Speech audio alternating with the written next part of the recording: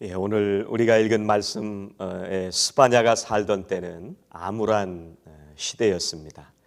지도자들은 타락하고 또 제사장도 제 역할을 하지 못하고 하나님의 말씀을 선포해야 되는 선지자들도 하나님의 말씀을 전하지 않는 그런 시대였습니다. 그런 시대의 스바냐는 여호와의 날, 하나님께서 심판하시는 날, 그날을 선포하면서 유다 백성들의 마음을 준비하는 그런 역할을 했습니다. 그런데 이 암울한 상황에서 하나님께서 사랑하시는 자녀들이 찬송하기를 원하십니다. 주님이 우리들에게 받고 싶으신 것은 우리의 열심을 원하시는 것이 아닙니다. 주님은 우리에게 예배를 받고 싶어 하십니다. 스바냐가 살아가던 이 시대와도 같은 암울한 오늘 이 시대를 살아가면서 오늘 말씀을 통해서 하나님께서 우리에게 주시는 말씀을 함께 묵상하려고 합니다. 오늘 말씀을 통해서 성도님들과 나누고 싶은 말씀은 하나님은 우리를 찬송하게 하십니다. 하나님은 우리를 찬송하게 하십니다. 스바냐 선지자가 살던 때는 참 어려운 때를 살았습니다. 히스기야 왕이 죽고 그 아들 므낫세 왕이 되었는데, 히스기야 왕 때는 이 하나님의 말씀에 따라서 개혁을 잘 이루어갔던 그런 시대입니다. 그런데 이 므낫세 왕이 되면서 이 남왕국 유다는 걷잡을 수 없이 부패하고 타락하기 시작을 했습니다. 바알을 숭배하고 또 아세라 상을 숭배하는 그런 시대였습니다. 심지어 예루살렘 성전에서 태양신도 숭배하는 이런 일들이 있었습니다. 우상을 숭배하는 이런 신전에서는 매춘 행위까지도 하는 그런 일들이 벌어지고 있었습니다. 그 다음에 이 므낫세가 죽고 그 아들 아몬이라고 하는 왕이 되었지만 상황은 좋아지지가 않았습니다. 이 아몬은 왕위에 오른 지 2년 만에 암살을 당하고, 그 다음에 이제 8살 난 그의 아들 요시야가 왕이 되었습니다. 그래서 이 요시야가 타락한 이 나라를 개혁을 하려고 했지만 불행하게도 그도 일찍 죽게 되는 그런 결과를 맞이하게 됐습니다. 바로 그런 시대에 이 스바냐가 하나님의 말씀을 대언하는 그런 선지자의 사명을 감당하던 그런 때였습니다. 오늘 우리가 3장의 말씀을 읽었는데 스바냐 1장과 2장 그리고 3장 전반부까지는 무슨 말씀을 하시느냐 하면 하나님께서 이스라엘 백성을 향해서 심판에 대한 경고를 전하는 이 스바냐의 말이 전해지고 있습니다. 그런 상황에 이제 3장 후반부에 와서 스바냐 선지자는 백성들을 향해서 14절에서 이렇게 전하고 있습니다. 시온에 따라 노래할지어다. 이스라엘아 기쁘게 부를지어다. 예루살렘 따라 전심으로 기뻐하며 즐거워할지니라. 이런 암울하고 어지러운 상황을 살아가고 있는 이스라엘 백성들을 향해서 노래하고 찬양하라. 이렇게 스바냐는 하나님의 말씀을 전하고 있습니다. 그런데 하나님을 찬양하고 경배하는 것을 어떻게 해야 되느냐? 오늘 전심으로 기뻐하며 즐거워하면서 하나님을 노래하고 찬양해라. 이렇게 말씀을 하십니다. 이 전심이라고 하는 것은요, 여러 가지 의미가 있습니다. 우리가 마음을 다해서 찬양을 한다고 할 때 그런 마음이 담겨 있는 그런 찬양입니다. 또 우리의 의지가 담겨 있다고 하는 그런 의미도 이 전심이라고 하는 말 속에 들어 있습니다. 우리가 암울한 시대를 살아가고 있지만, 그런데 우리가 의지적으로 하나님을 붙들고 기쁨으로 찬양하려고 하는 그런 우리의 의지도 그 안에 담겨 있는 것이 이 전심이라고 하는 말입니다. 또 우리의 이해와 우리의 지식과 우리의 생각과 또 우리의 모든 기억들도 이 전심이라고 하는 말 안에 담겨 있습니다. 또 이 전심이라고 하는 말 속에는요, 의식이 담겨 있고 감정이 담겨 있고 우리의 모든 열정까지도 담겨 있는 것이 이 전심이라고 하는 말씀입니다. 그래서 스바냐가 하나님께서 기뻐하시는 일이 어떤 일이냐면 이스라엘 백성들이 하나님 앞에서 노래하고 찬양하기를 원하시는데, 예배하기를 원하시는데 우리의 모든 것을 담아서 하나님을 예배하고 찬양하기를 원하시는 것이 하나님이 원하시는 것입니다. 여러분, 우리가 바이러스 시대가 되어서 가정에서 예배를 드리고 있습니다. 아마 이런 상황이 조금 더 연장되고 길어지지 않을까, 그렇게 생각이 됩니다. 예전에 우리가 교회 모여서 예배를 드릴 때보다도 여러분들이 예배 드리시는 것이 훨씬 더 우리가 집중하지 않으면 예배를 잘 드리기가 어려운 환경에서 우리가 지금 예배하고 있습니다. 우리가 예배당에 와서 예배 드릴 때는 내 몸이 예배당 안에 들어오니까 마음이 준비되고 다른 성도님들과 함께 예배를 드리게 되니까 나도 거기에 따라서 예배를 잘 드릴 수가 있습니다. 그런데 이제는 정말 내가 전심을 다해서 나의 모든 의지와 나의 생각과 나의 의식과 나의 감정과 내 모든 열정까지도 다 집중해서 하나님을 전심으로 예배하지 않으면 우리는 예배의 분위기를 잃어버릴 수도 있습니다. 이제는 정말 내가 예배를 나 스스로가 정말 하나님을 예배하는 사람인지 아닌지를 우리가 지금 알 수가 있습니다.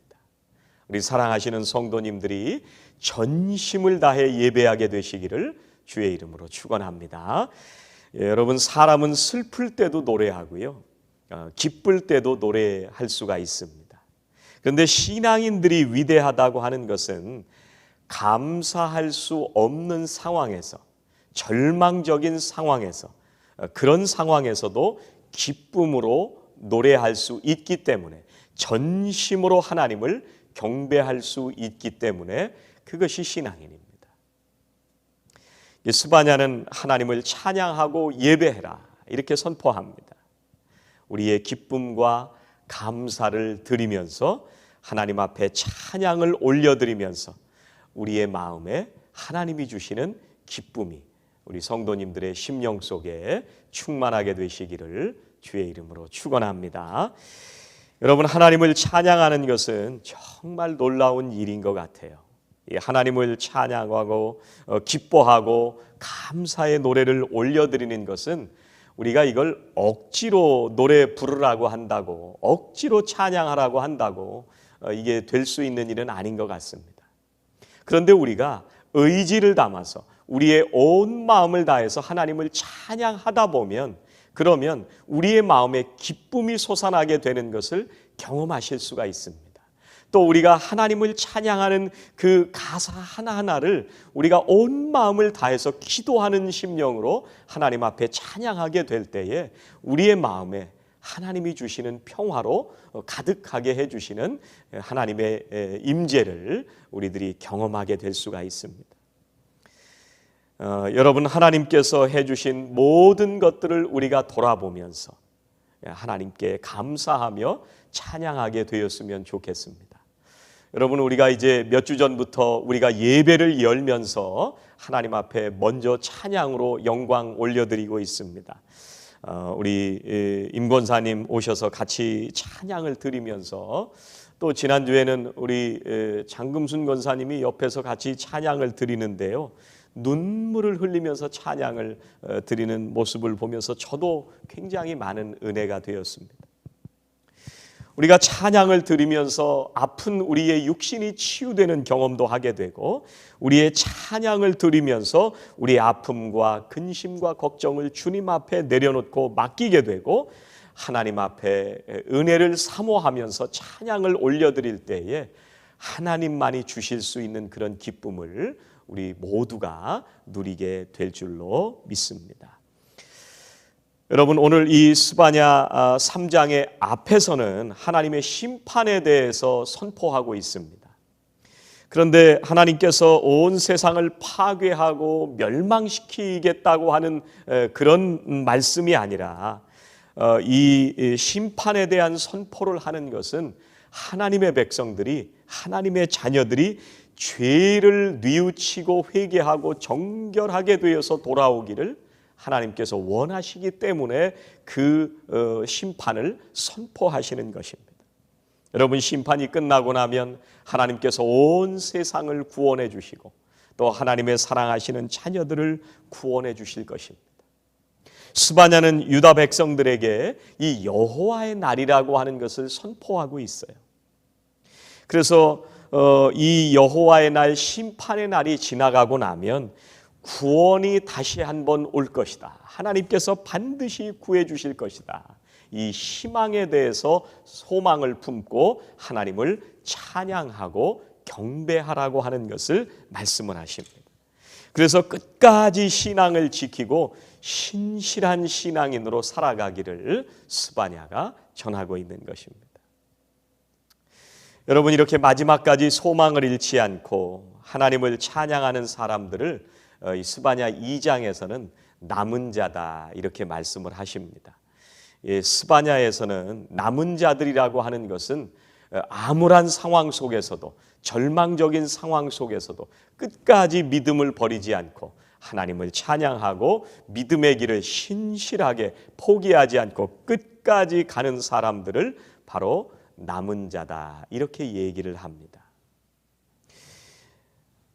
샌프란시스코에서 제가 아는 목사님 한 분이 있는데 이분은 홈리스를 돌보는 사역을 하시는 목사님입니다. 굉장히 지금 어려운 상황입니다. 홈리스들이 점점 늘어가는 상황인데, 그런데 누구도 이 사람들을 돌보려고 하는 마음을, 두려운 마음 때문에 잘 하지 못하는 상황인데, 길에서 하나님 앞에 함께 모여 예배하면서 또 한인 성도님들이 함께 그 예배에 참여하고 그분들에게 먹을 것을 나누어 주고 함께 예배하는 그런 사역을 지금 계속 하고 있다는 얘기를 들었습니다. 몇 주 전에 그 사역을 돕는 장로님 한 분이 돌아가셨는데 그 홈리스들이 예배할 수 있도록 라이드도 하고 또 목회를 도우면서 그 샌프란시스코 지역의 홈리스 사역을 잘 감당하던 연세가 많으신 장로님께서 돌아가셨습니다. 그런데 그 장례식에서 모든 분들이 함께 모여서 예배를 하면서 모든 사람들이 그 장로님의 삶을 통해서 많은 걸 배우게 된 거예요. 그래서 거기 있던 홈리스들 뿐만 아니라 모든 성도님들이 아버지처럼, 또 어떤 때는 형님처럼, 또 어떤 때는 친구처럼, 또 어떤 때는 멘토로 그렇게 일생을 이런 상황 속에서도 믿음을 포기하지 않고 그 길을 끝까지 갔던 그 장로님을 추도하는 예배가 너무나도 은혜가 되었다는 얘기를 듣게 되었습니다. 여러분, 세상의 사람들이 쉽게 할 수 없는 일들을 하나님의 사랑으로 우리는 감당하고 있습니다. 우리 교회도 하나님의 그 말씀을 따라서 이런 귀한 사역들을 지금 계속해서 감당하시고 있습니다. 우리 사랑하시는 성도님들이 이 모든 상황 속에서도, 이 코로나 시대 속에서도 마지막까지 믿음을 포기하지 않으시고 하나님께서 기뻐하시는 남은 자의 신앙으로 매일매일 살아가시는 복된 성도들이 되시기를 주의 이름으로 축원합니다. 이제 오늘 말씀을 통해서 두 번째 나누고 싶은 것은 절망의 상황에서 하나님을 기억하시기 바랍니다. 절망의 상황에서 하나님을 기억하십시오. 우리가 절망의 상황에서 하나님을 예배하고 우리가 목소리를 높여서 하나님을 경배하는 것은, 우리가 기쁨을 다해서 하나님께 찬양을 올려드릴 수 있는 것은 하나님께서 통치하고 계시다고 하는 것을 알기 때문에 그렇습니다.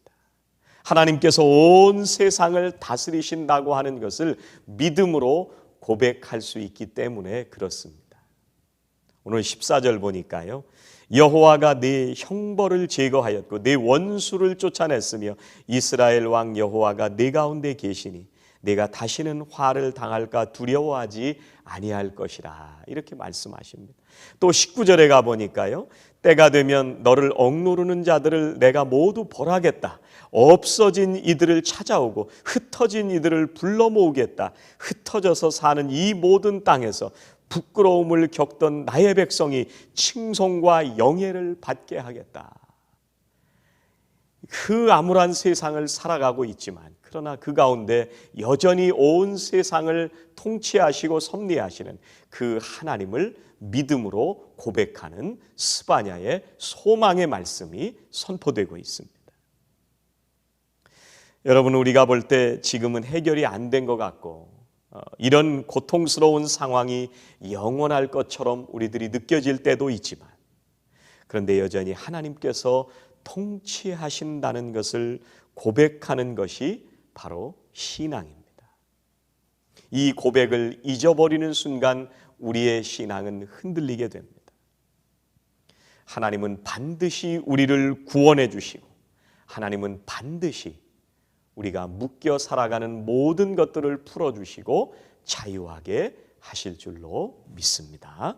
사랑하시는 모든 성도님들이 지금 우리 성도님들의 가정을 묶고 있는 것이 있다면, 우리 성도님들을 얽어매고 있는 것들이 있다면 그 모든 것에서 풀어지고 자유하게 되시는 은혜의 역사가 있어지시기를 주의 이름으로 축원합니다. 그래서 이런 은혜를 누리기 위해서는 우리가 하나님과의 관계가 중요합니다. 하나님께서 오늘도 통치하십니다. 이것을 고백하기 위해서는 하나님과 늘 관계를 가지고 있어야 됩니다. 오늘 15절 말씀에 뭐라고 하시느냐 하면요, 이스라엘의 왕 주님께서 너와 함께 하신다, 이렇게 말씀하십니다. 그래서 우리가 일주일을 살아가는 동안 매일매일 주님과 함께하는 시간이 필요합니다. 주님이 나와 함께 하신다는 것을 우리가 어떻게 할 수 있어요? 우리가 오늘 주시는 말씀을 묵상하고 또 매일매일 주님 앞에서 기도할 때, 그럴 때 주님이 베풀어 주시는 것을 우리들이 깨닫게 되고 하나님께서 세상을 통치하시는구나 라는 것을 우리들이 알게 됩니다.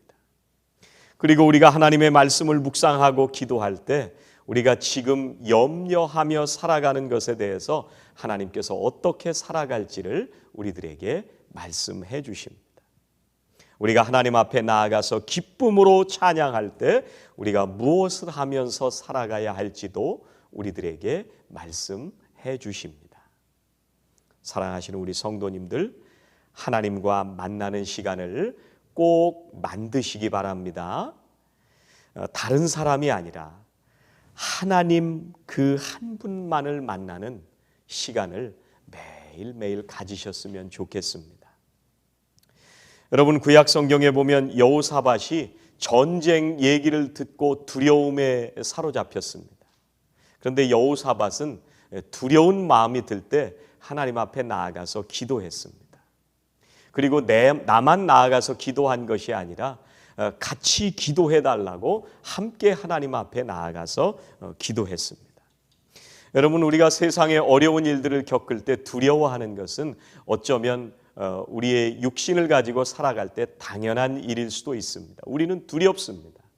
그런데 우리가 두려움에 머물러 있지 않는 것은, 우리가 두려움을 벗어버릴 수 있는 것은 우리가 하나님을 기억하고 그 앞에 나아가서 우리가 기도할 때, 우리가 하나님 앞에서 경배하고 예배할 때 우리는 하나님께서 주시는 그런 은혜로 하나님께서 이 세상을 다스리고 통치하고 계시다는 것을 분명하게 다시 한번 확인하고 깨닫게 되는 것입니다.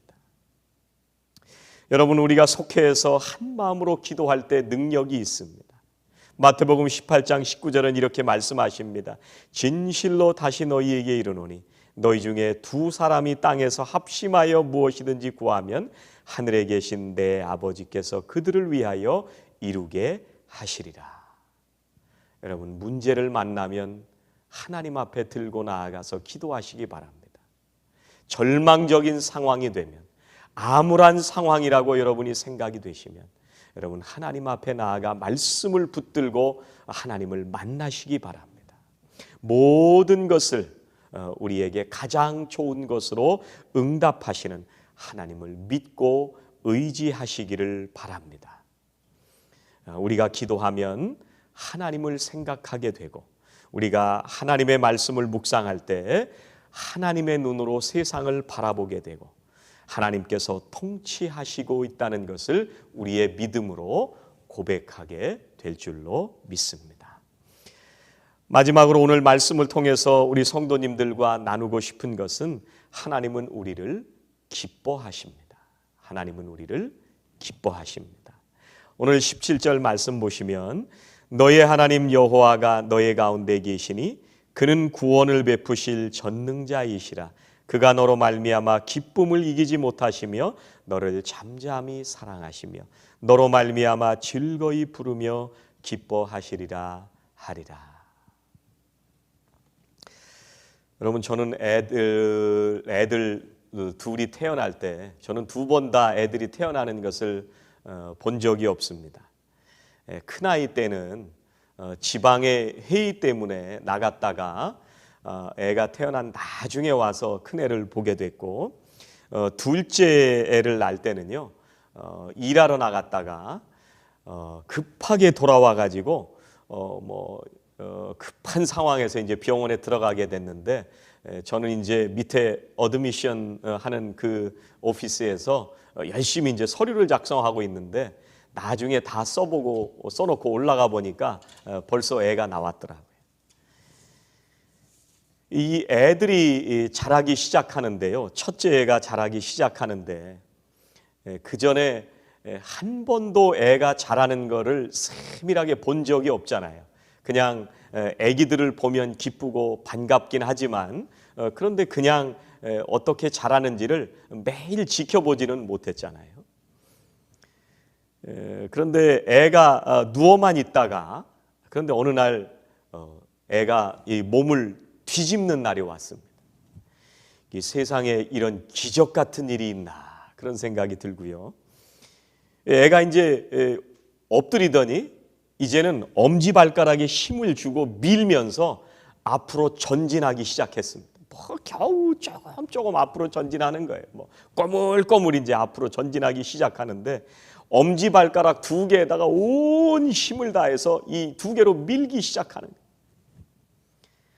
이 발가락 이 접히는 부분이 애가 이게 살이 벗겨지더라고요. 이 하도 밀다 보니까 이게 얼마나 신기한지. 이 밖에 나가 있어도 애가 생각이 나고 뭘 해도 애가 보고 싶고 이게 생각만 해도 기쁘고 얘를 생각만 해도 콧노래가 저절로 나옵니다. 그래서 이 큰애가 클 때요, 얘가 나중에 입을 떼서 말을 하는 순간 아빠라는 말을 제일 먼저 하게 하기 위해서 매일 이 큰애 옆에 가가지고 귀에다 대고 아빠, 아빠, 아빠 계속 얘기를 했습니다. 큰애는요 아빠를 제일 먼저 얘기를 했습니다. 요즘 코로나 때문에 저희 둘째 애가 집에 와 있는데 그냥 와 있는 걸 보기만 해도 좋아요. 그냥 먹는 걸 봐도 좋고 왔다 갔다 하는 걸 봐도 좋고 찬양하는 걸 봐도 좋고 피아노 치는 것만 봐도 좋고 온 마음에 이렇게 기쁘고 고마운 마음이 듭니다. 여러분, 하나님께서 나를 왜 사랑하실까요? 여러분, 하나님께서 왜 나를 기뻐하시는 거예요? 여러분, 자식이 열심히 공부하고 좋은 성적을 받기 때문에 자식을 기뻐하고 좋아하나요? 여러분, 자식이 명절만 되면 선물을 가져오고 내 생일 때 용돈을 주고 꼬박꼬박 잘 챙겨주기 때문에 자식이 기쁘고 자식만 바라보면 우리가 행복한가요? 아닙니다. 자식은 그냥 자식이 있다는 것만 봐도 기쁘고 노래가 나오는 겁니다. 여러분, 우리가 주의를 잘 지키는 것도 참 중요한 것 같아요. 그런데 하나님께서 우리를 사랑하시는 것은 우리가 주의를 잘 지키기 때문에 사랑하시는 것은 아니에요. 우리가 물질을 구별해서 하나님께 예물을 드리는 것은 참 중요합니다. 그런데 우리가 예물을 잘 드리기 때문에 하나님께서 우리를 사랑하시는 것은 아닙니다. 우리가 하나님의 자녀이기 때문에 그냥 기쁘신 거예요. 그냥 행복하신 거예요. 그냥 사랑하시는 겁니다. 여러분, 어떤 때는 전도를 못할 수도 있고요. 말씀을 잘 못 읽을 때도 있는데 이제는요. 내가 말씀을 안 읽고 내가 기도를 안 하고 내가 전도를 못하면 혹시 하나님이 벌 주시는 건 아닐까? 아니에요. 걱정하지 마세요. 여러분, 내가 이걸 안 하면 하나님이 벌 주실까? 그래서 봉사하는 분들 혹시 계세요? 그러지 마세요. 여러분, 내가 혹시 이 사역을 감당을 안 하면 혹시 내 일이 잘못되지는 않을까? 그래서 하나님 앞에 봉사하고 구제하고 그렇게 생각하지 않으셔도 됩니다. 하나님은 우리가 사랑받을 만한 아무런 자격이 없는데, 아무런 사랑받을 만한 조건이 없는데 우리를 사랑하시는 분이 하나님이십니다. 자식이기 때문에. 그것이 오늘 말씀에 보면 잠잠히 사랑하신다, 그런 말씀입니다. 우리가 사랑을 받을 자격이 없는데 하나님께서 우리를 사랑하시는 것, 그것이 잠잠히 사랑하시는 것입니다. 또 이 잠잠히 사랑하신다는 얘기는 무슨 의미가 있느냐면 그 안에는 귀가 멀었다, 이런 의미가 있어요. 여러분, 하나님께서 우리를 사랑하실 때는요, 귀가 멀고 눈이 먼 것처럼 그렇게 사랑하시는 거예요. 그리고 이 잠잠히 사랑하신다고 할 때 그 안에는 어떤 의미가 있느냐면 새롭게 하신다고 하는 의미가 있습니다. 자식이 그냥 그 자리에 머물러 있으면서 죄악의 길로 가는 것을 그냥 버려두지 않으시고 매일매일 하나님의 말씀으로 먹이시고 우리를 새롭게 하시고 우리를 변화시키시고 거룩하게 하시고 구원의 길, 은혜의 길로 매일매일 새롭게 하시는 그 하나님의 사랑이 잠잠히 사랑하신다, 그런 말씀이에요. 하나님께서 우리를 보시며 얼마나 기뻐하실까. 여러분, 우리가 못 보던 사람을 만나면 얼마나 반갑습니까? 얼마나 소중하다는 것을 우리들이 알게 됩니까? 우리가 성도님들을 하나 만나도 가슴이 벅차고 오랜만에 만난 그 기쁨과 감격이 있잖아요. 여러분, 스바냐가 살던 시대는 암울한 그 상황 속에서 타락했던 이스라엘 백성들이 간절히 돌아오기를 바라면서 하나님께서 이 스바냐를 통해서 내가 너로 인해서 기뻐하고 너를 내가 잠잠히 사랑한다, 이 구원에 대한, 이스라엘 백성들을 사랑하는 하나님의 사랑에 대한 축복의 메시지를 지금 전하시는 것입니다.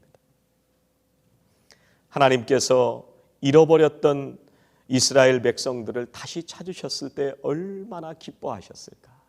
아마 말로 다 할 수 없는 그런 기쁨이셨을 것입니다.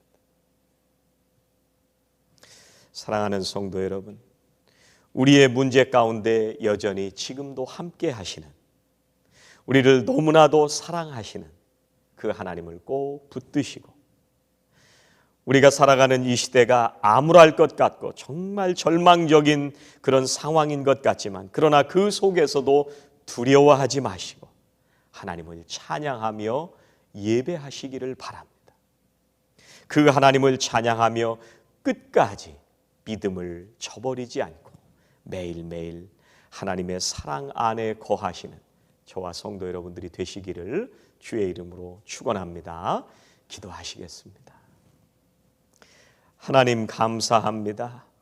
우리를 자녀 삼아 주시고 우리를 너무나도 기뻐하시고 그저 우리를 보기만 해도 행복하신 우리 하나님이 오늘도 세상을 통치하시며 우리의 인생 가운데 함께 하시며 우리의 삶을 인도해 주시는 줄로 믿습니다.